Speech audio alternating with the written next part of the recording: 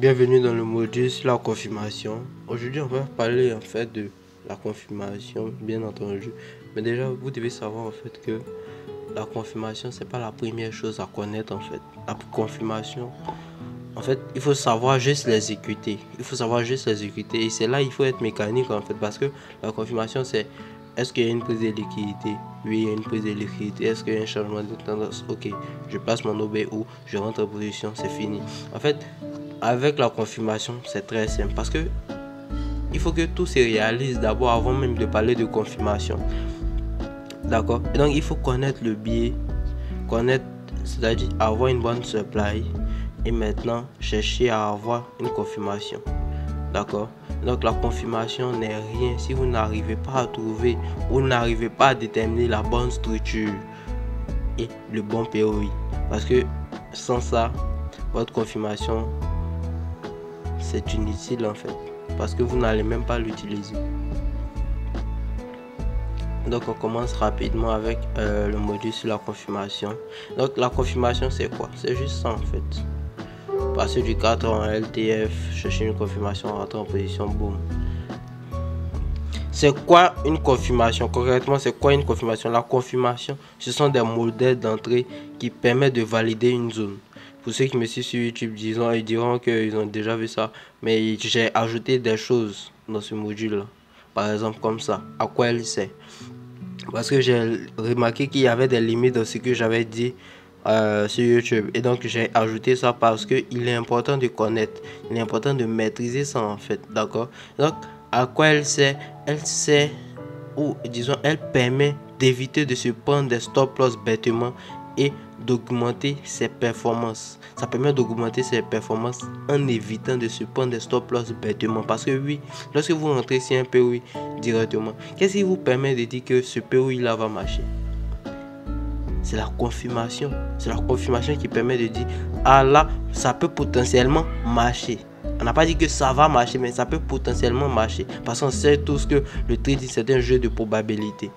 D'accord? Tout est probabilité. Et donc il y a plus de chances d'échouer que de réussir.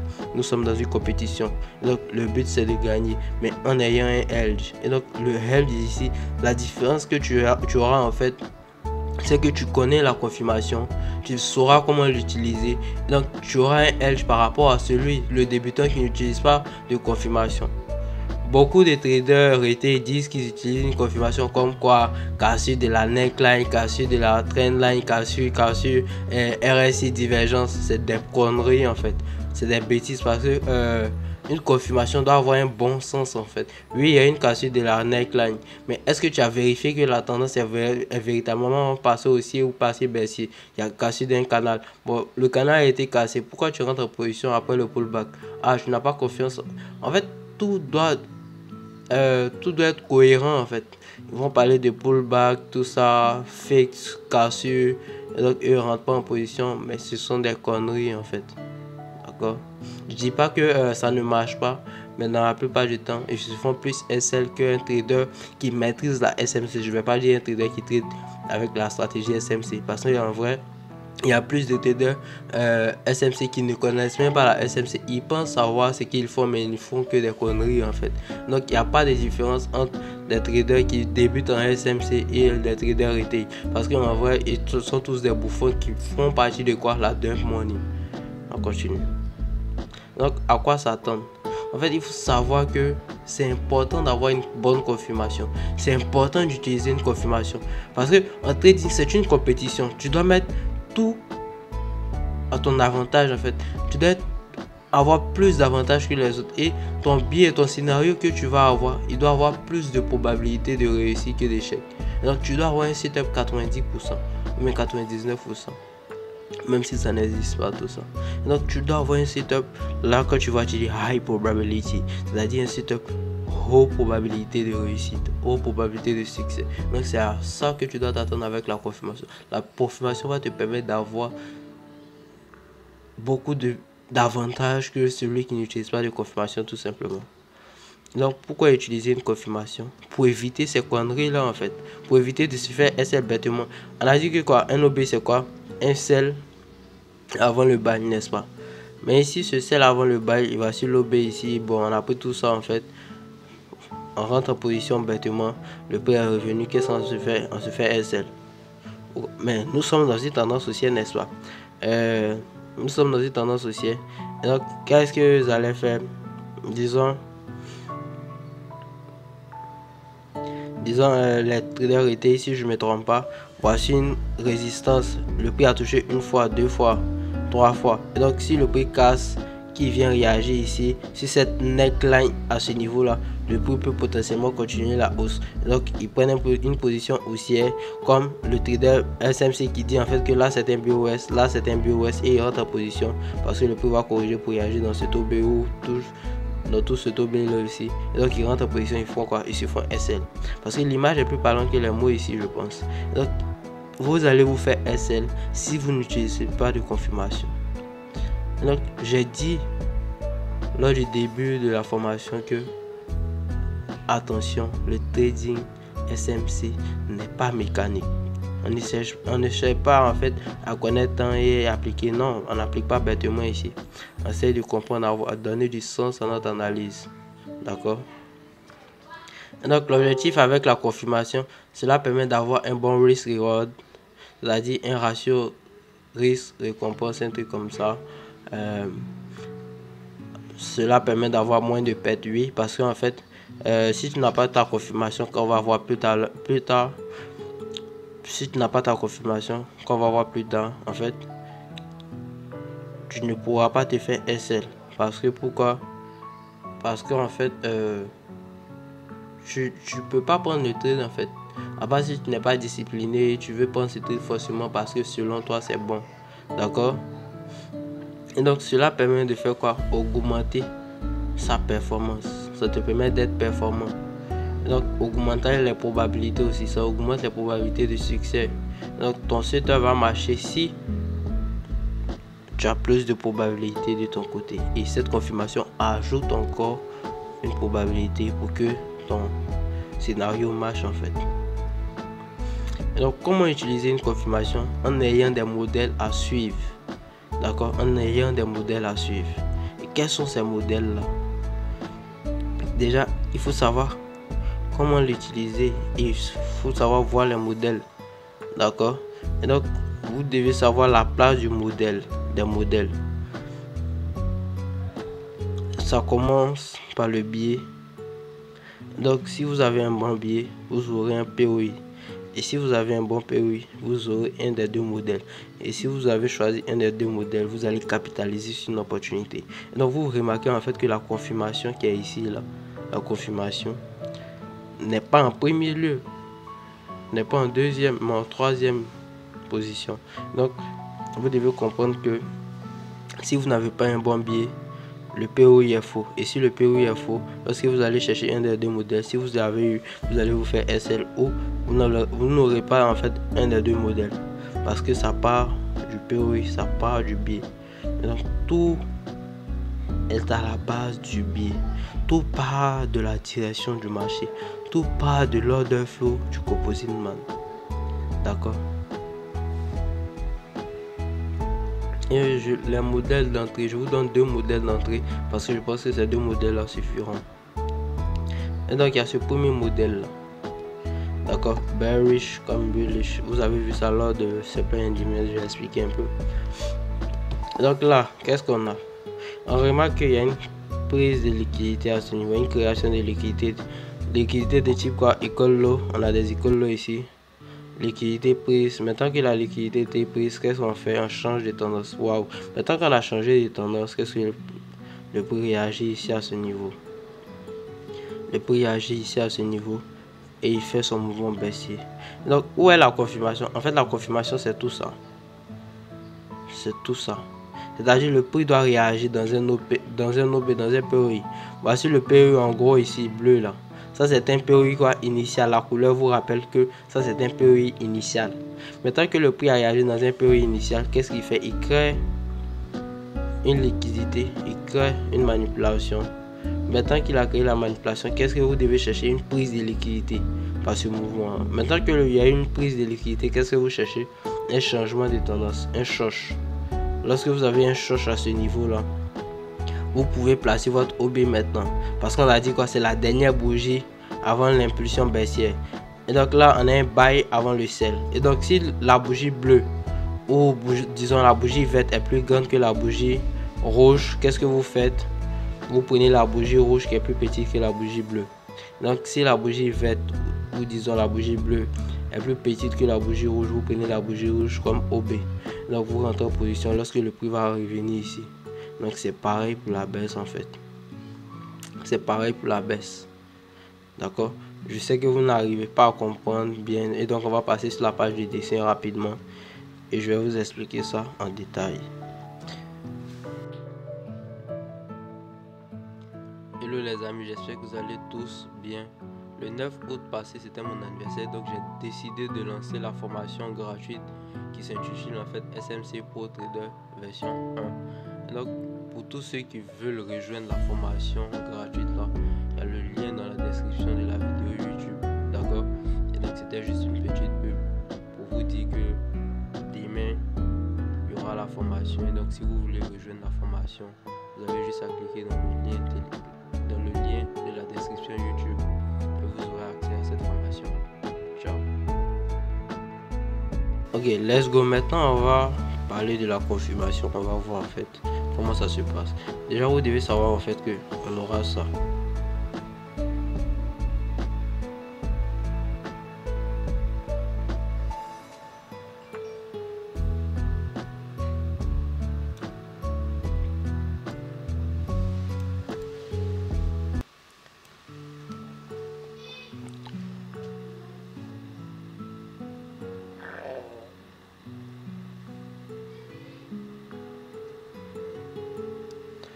On a un BOS, n'est-ce pas?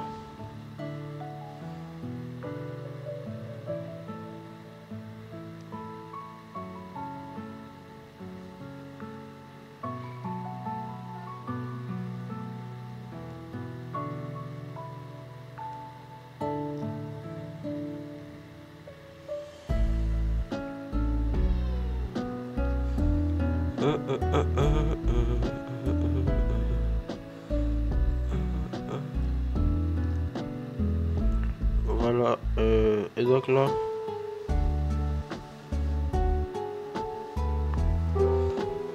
on aura ça. On aura notre OB fichier. On aura notre OB à ce niveau ici. Donc là, c'est notre OB. On a eu un BOS. Et donc, le prix vient ici. Si le prix vient ici, qu'est-ce qu'on va chercher? Lorsque le prix va arriver ici, qu'est-ce qu'on va chercher? On va chercher une confirmation.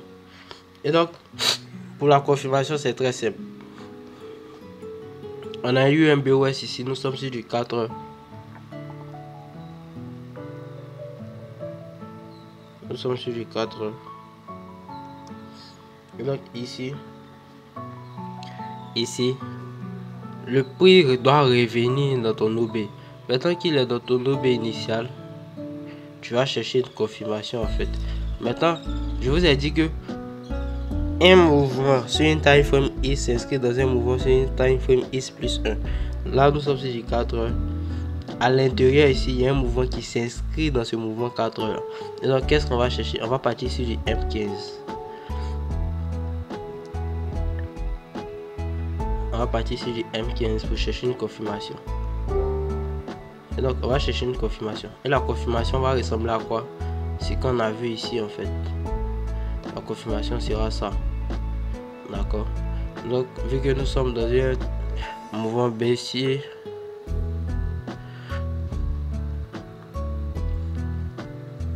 vu qu'on a ça,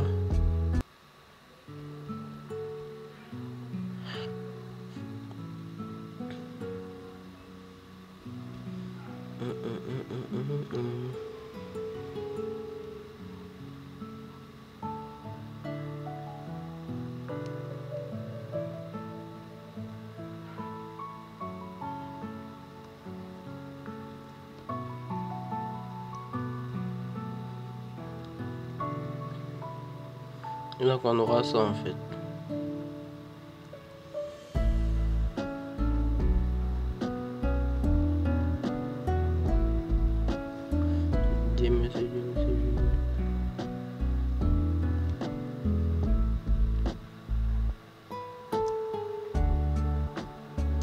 dollar. Toujours le dollar. Un nouveau B à ce niveau-là, dans lequel le pouvoir réagit.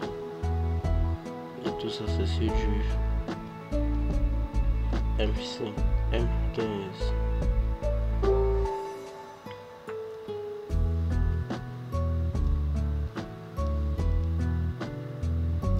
Voilà. Et donc, en a ça rapidement, je vais vous expliquer le scénario, comment ça se passe. Lorsque vous analysez un actif, vous allez tracer un BOS et vous allez tracer votre zone d'intervention, c'est-à-dire votre demand zone, votre POI. Et donc là, c'est un POI initial. D'accord, maintenant que vous avez tracé votre POI initial, qu'est-ce qu'on a en fait? On attend à ce que le prix revienne à ce niveau ici. Maintenant qu'il est revenu, pardonnez, on va pas prendre position directement. On va pas rentrer en position en bas ici directement. Parce que c'est bête. C'est bête de rentrer ici parce que là, dans tout ce mouvement-là, on ne fait que faire des mouvements baissiers en fait. On fait que des mouvements baissiers. Et on s'élève comme ça, on veut prendre un bail. Non. Il faut une confirmation en fait qui montre qu'on change de tendance. C'est-à-dire on passe haussier. Et donc c'est cette confirmation qui montre avec beaucoup de probabilité qu'on change de tendance, qu'on passe haussier. Et pourquoi ce mouvement-là? C'est ça qu'on va expliquer maintenant. Maintenant que le prix a réagi ici et que nous sommes passés sur du lower time frame, c'est-à-dire sur du M15, qu'est-ce qu'on a? On remarque que le prix fait une impulsion baissière parce que nous sommes baissiers effectivement. Le prix fait une impulsion baissière et il crée quoi? Il crée de la liquidité de type quoi? Des equal low. Et ces equal low sont pris par ce mouvement baissier là. Il fait un mouvement baissier comme ça, impulsif.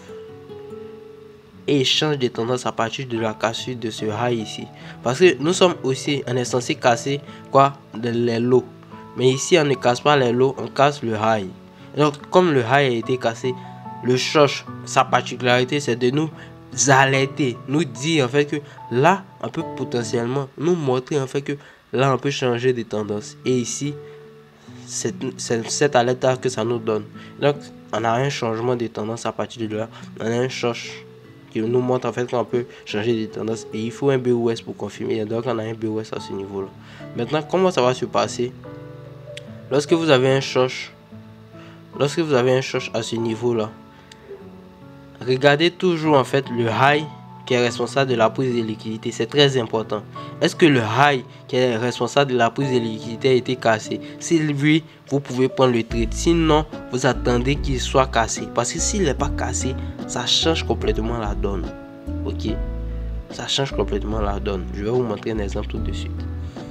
Donc là, on remarque que le high, pardonnez, qui est responsable de la prise de liquidité ici a été cassé, donc on a un short. Et donc qu'est-ce qu'on fait? Vu que là c'était sell avant le buy, on en déduit que c'était un OB. Et ça c'est une configuration d'un bon OB en fait, de base. D'accord, de base même, c'est une bonne configuration pour un bon OB. Et donc quand on a ce genre de configuration, on fait un mouvement aussi parce qu'on doit faire quoi? On doit protéger ces niveaux là. Ces niveaux là, on doit les protéger en fait. Parce que ce sont des zones à protéger. Donc là, on peut chercher un buy. Et on cherche un buy où? Dans la dernière bougie baissière avant le mouvement haussier. Donc on a un OB ici dans lequel le prix va réagir. Mais là, on va pas rester comme ça. On va placer quoi? Notre sell à ce niveau là. Notre buy, pardonnez. Notre buy à ce niveau là. On va buy le marché. Et en plus de ça, on va placer notre stop loss à ce niveau, au niveau du low. On place notre stop loss. Et on capitalise où notre TP ne sera pas en fait le high à ce niveau ou le high à ce niveau. Non. On va revenir. Voilà pourquoi la fractalité est importante. On va revenir sur du higher time frame. Puisque ce mouvement qui est ici là s'inscrit dans celui-ci. On va venir ici et qu'est-ce qu'on va chercher? On va chercher à TP le low, le high qui est à ce niveau ici. D'accord? On va chercher à capitaliser et target ce high en fait. Et donc c'est ce qui va se passer. Maintenant, attention. il y a des pièges. Vous voyez ça en facile, mais il y a des pièges. Regardez quelque chose par exemple. Je vous ai dit, il faut que le prix casse impérativement le high qui est responsable de la prise de liquidité. On peut avoir ça. Et pour faire ça, il fait ça. Il baisse. Il fait ça. Il fait ça. Et il casse là. Donc certains, voici la liquidité ici. Je vais bien faire pour vous, pour que ce soit clair.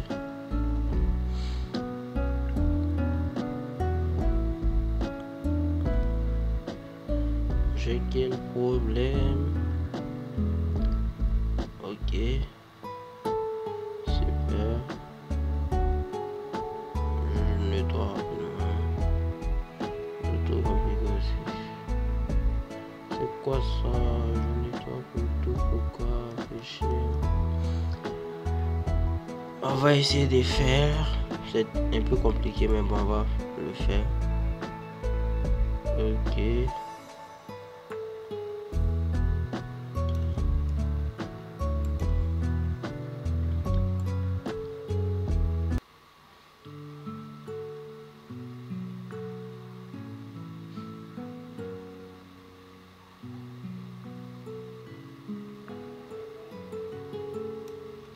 Voilà. Et donc là, qu'est-ce qui se passe à ce niveau-là? On a quoi? On a notre prise de liquidité à ce niveau-là.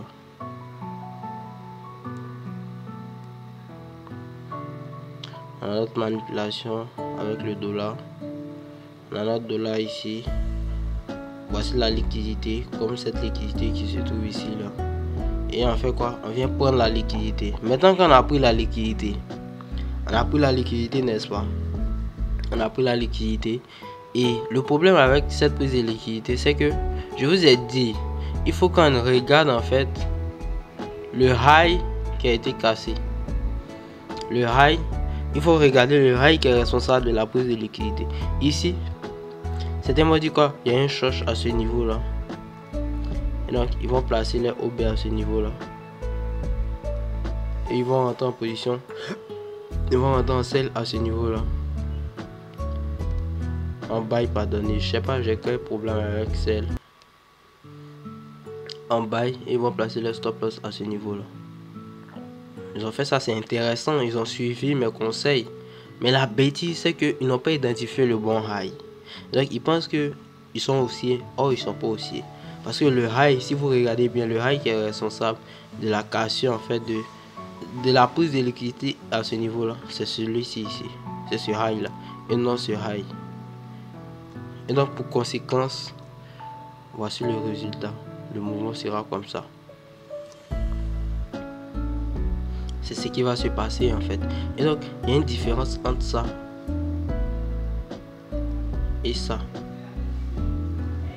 Et donc faites attention en fait à bien identifier ce que vous faites, à bien regarder la confirmation. Parce que ça paraît facile, mais c'est difficile à faire. Et c'est difficile à comprendre. D'accord? Donc faites la différence entre le bon et le mauvais. Sachez faire la différence. Et il y a encore une exception. C'est-à-dire, là, le prix ne peut ne pas être SL. Comment? Si il a cassé, non? Ok. Si le prix fait ça, par contre, je vais nettoyer un peu et puis ça sera bon. Si le prix fait ça, ok, super. Si le prix fait ça, par contre,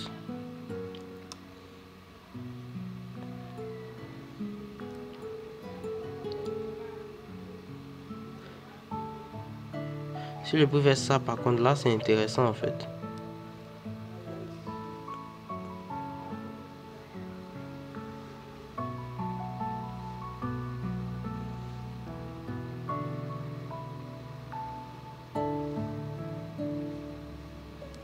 Ok. Vous voyez que là, ça devient un peu complexe, mais c'est ça qui est intéressant. Et donc là, on a notre OB là. Le prix n'a pas encore réagi à l'intérieur. Oui, le prix n'a pas encore réagi à l'intérieur. Là, on a eu le BOS, le choche. D'accord? On a eu le choche Et qu'est-ce qu'on a ici? Remarque que le prix vient casser ce niveau là. Et il laisse ça. En fait, là, ça devient de l'inducement en fait. Tout ça, là, ça devient de l'inducement. Ce low ici, c'est de l'inducement. Ce high ici, c'est de l'inducement. Donc, il prend cette liquidité, il va venir prendre cette liquidité et il va faire ça. Et donc là, ce high ne compte plus vraiment. D'accord? Parce que c'est à partir de la liquidité que ce mouvement là s'est joué. D'accord? Donc vous devez faire la différence. Et ici nous sommes dans un complexe pullback. On n'a ni cassé d'un high ni cassé d'un low. Nous sommes dans un complexe pullback. Voilà pourquoi il faut éviter les faux mouvements en fait. D'accord? Donc sachez faire la différence entre tout ça. Ok, on continue. Let's go! Donc voici le premier modèle qu'on a expliqué en fait sur la page du dessin. Ça se passe immédiatement, ça se passe en fait sur les graphiques. Donc c'est la même chose avec ça. Ici la différence c'est que le prix ne crée pas des icônes high ou des icônes low. Il crée juste un high et le prix casse. C'est une prise de liquidité, un changement de tendance, une réaction. C'est la même chose avec ce modèle là. Sauf qu'il n'y a pas de prise de liquidité, il n'y a pas vraiment en fait de prise de liquidité visible. C'est juste un high ou un low qui se fait casser. Comme ici par exemple. C'est un low qui se fait casser, réaction, changement de tendance en pas associé, boum. Mouvement ici, boum. Et donc c'est la même chose avec ce qu'on a vu en fait. Qu'est-ce que vous devez faire? Lorsque le prix a réagi dans votre OB initial ou OB intermédiaire ou l'OB du début, qu'est-ce que vous faites? Vous cherchez une confirmation et vous descendez en lower time frame. Donc le modèle 2 dit que même si vous n'avez pas une création de liquidité, une prise de liquidité, le high qui est à ce niveau, s'il a été cassé et que le prix casse le low, ça devient de la liquidité et ça à considérer. Et donc là c'est un short et là c'est une prise de liquidité. Et donc le prix peut potentiellement réagir dans votre OB que vous allez choisir ici. L'OB que vous allez choisir ici pour un potentiel buy ou pour un potentiel sell. Maintenant qu'on a vu les modèles, comment les utiliser? 1. Il faut que le prix rentre dans le période du Higher Time Frame. Le Higher Time Frame ici veut dire quoi? HTF. En fait, le Higher Time Frame c'est le cadre daily en fonction du style de trading que tu fais en fait. D'accord? En fonction du style de trading que tu fais. Il y a une différence, d'accord? Il y a une différence. Maintenant, 2, on descend en lower time frame, en LTF. D'accord? Le 1, il faut que le prix rentre dans le période du higher time frame. C'est-à-dire tu ne vois, en fait, tu ne parles pas de confirmation si le prix n'est pas encore rentré dans ton période du higher time frame en fait. Parce qu'il faut qu'il rentre à l'intérieur. D'accord? Il faut qu'il rentre à l'intérieur. Maintenant qu'il est rentré, il faut descendre en lower time frame. Il faut passer sur du 15 minutes, 5 minutes, 1 minute en fonction de ton style de trading. Maintenant, on cherche à repérer un des deux modèles. Maintenant que on est descendu en lower time frame et que le prix a réagi dans un période du higher time frame, qu'est-ce qu'on cherche? On cherche à repérer un des deux modèles. Maintenant, lorsqu'on a le modèle, on rentre en position. C'est-à-dire si on a ce modèle là, on rentre en position. Si on a ce modèle là, on rentre en position. On ne peut jamais avoir les deux. D'accord? On ne peut jamais avoir les deux. Et donc c'est la méthode pour pouvoir utiliser ce qu'on a vu ici. D'accord? Donc explication avec des exemples. On a vu sur la page de dessin, on a expliqué, mais on va expliquer avec ça en fait. On va expliquer avec ça. Le prix est dans le période du higher time frame.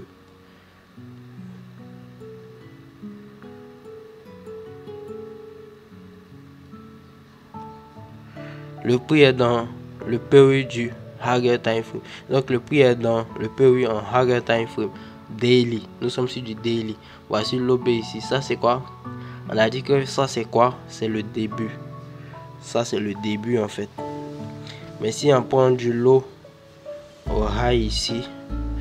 Oh putain, du high ici au low. Disons en fait que là c'est un OB initial. Là pour moi en fait ce OB là je l'ai tracé un peu dit comme ça.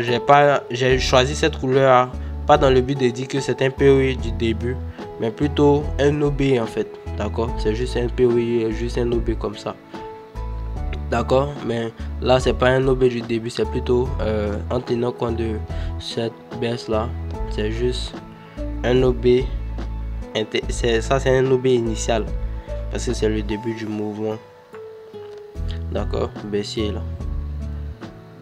Maintenant on cherche une time frame adéquate pour la confirmation. Donc on descend en lower time frame maintenant. D'accord, maintenant qu'on est descendu en lower time frame, on a trouvé ça. On a trouvé le modèle 1. Le modèle 1 nous dit quoi? Création des liquidités, prise de liquidités, changement de tendance. Donc voici la création des liquidités ici. Et on a affaire à quoi? Des écoles low, des écoles high. Et donc vu qu'on a des écoles high, on prend la liquidité, on change de tendance.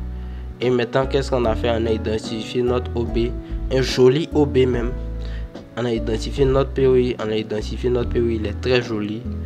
Qu'est-ce qu'on fait? On rentre en position. Maintenant qu'on est rentré en position, on vise notre TP, on a notre TP ici, l'order flow, on place notre stop loss ici, on est rentré en buy à ce niveau là. Et donc on rentre en buy au niveau du low, on rentre en sell au niveau du low de ce niveau là, et le stop loss se place au niveau du high de ce OB là. D'accord, c'est un peu ça. Et donc on rentre en position, résultat TP. Et donc la différence entre les conneries qu'on vous raconte et ça, c'est que vous utilisez une confirmation pertinente basée sur la liquidité. Et vous savez quoi? La liquidité en fait c'est elle qui régit le marché. C'est elle qui fait bouger le marché. Chaque mouvement est fait par liquidité, par transaction, par argent.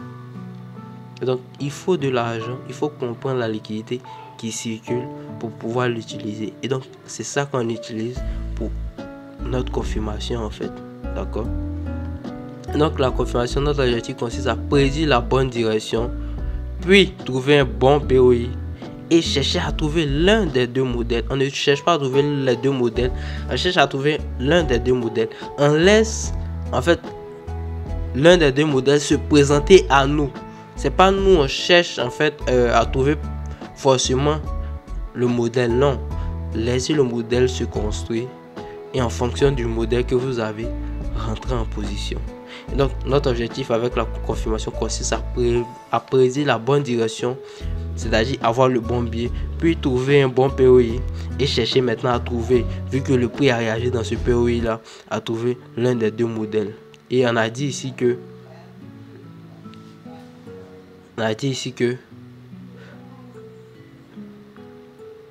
comment les utiliser. Il faut que le prix rentre dans le POI du Higher Time Frame, c'est le 1. Le 2, on descend LTF. Le 3, on cherche à repérer un des deux modèles. Le 4, lorsque on a le modèle, on rentre en position, on ne doute pas. Donc ça devient mécanique en fait. Cette règle là, c'est mécanique. C'est-à-dire on applique comme un robot sans émotion, on ne se pose pas de questions. La seule question qu'on se pose c'est est-ce que on a notre confirmation qu'on voulait. Si oui, on rentre en position sans hésiter. Et donc moi je vous demande pas d'utiliser ça bêtement. Je vous demande de backtester ça en fait. De savoir l'utiliser pour avoir ce genre de résultat en fait. Ça c'est un TP valide. C'est un bon trade en fait. Donc on a dit l'objectif. Et donc l'exercice à faire, faites un backtesting. Trouvez des POI et l'objectif sera de trouver un des deux modèles. C'est-à-dire vous avez trouvé le POI initial, début, intermédiaire. Le prix a réagi dedans. Cherchez une confirmation descendant en lower time frame. Maintenant que vous avez ça, vous envoyez les captures une fois. Vous envoyez les captures une fois l'exercice fait en privé. Donc vous envoyez les captures une fois l'exercice fait en privé. Et l'exercice consiste à faire quoi? Trouver des POI. Et l'objectif sera de trouver un des deux modèles. Lorsque vous faites ça, vous faites capture de votre POI, c'est-à-dire sur du Hugger Time Frame et sur du Lower Time Frame, la confirmation que vous trouvez, vous faites la capture et vous m'envoyez en privé et je vais corriger pour vous.